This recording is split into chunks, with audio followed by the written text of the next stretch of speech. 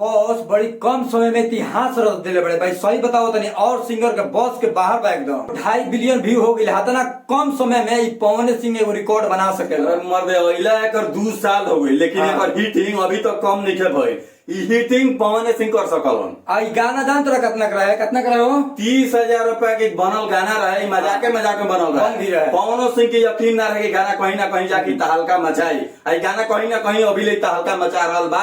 मतलब 2.5 बिलियन के आंकड़ा पार कर चुकल बा। हमनी के कहिला जा फैंस कहलसन कहीं ना कहीं पवन सिंह बॉर्डर मचावत रहे, तांडव मचावत रहे, तो सही बात बा एकदम। जी, काहे के भोजपुरी में बहुत लोग हाथना सिंगर बना, सब लोग रिकॉर्ड एगो बनावेला। तू रिकॉर्ड कहीं ना कहीं टूटेला, लेकिन जो हिट मशीन आ पावर स्टार आ ट्रेंडिंग स्टार ही बना दियो पवन सिंह। ई केहू से टूटे के ईमान में न खव। हमारा तो नहीं खे लागत के और सिंगर के बस के बात बा। तू समझत रहा 2.5 बिलियन का मतलब समझत रहा। एकरे आई रहे वाव 2.0, लेकिन है गाना इतना तेजी में बढ़ रहा है व्यू, हमरा ज्यादा 3 निकली। अरे का बता दी का 2.5 मिलियन कोई के नहीं जाती, 2.5 हिंदी मिलियन में बात था, हिंदी में तनी ढेर देना समझी लोग। 2.5 माने के 2500 मिलियन चल गई व्यू। 2.5 होला, ठीक नु। खाली बोलना से ना होला, पावर स्टार लकीर खींचे वाला स्टार हो, ठीक नु।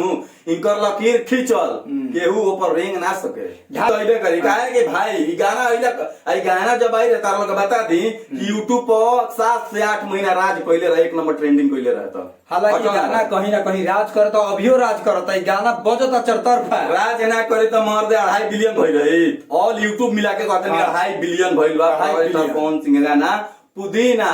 बाकी तू लोग तांडव मचाओ लो, गाना का सही शेयर कर लो। चलो मिलते हैं नेक्स्ट वीडियो में।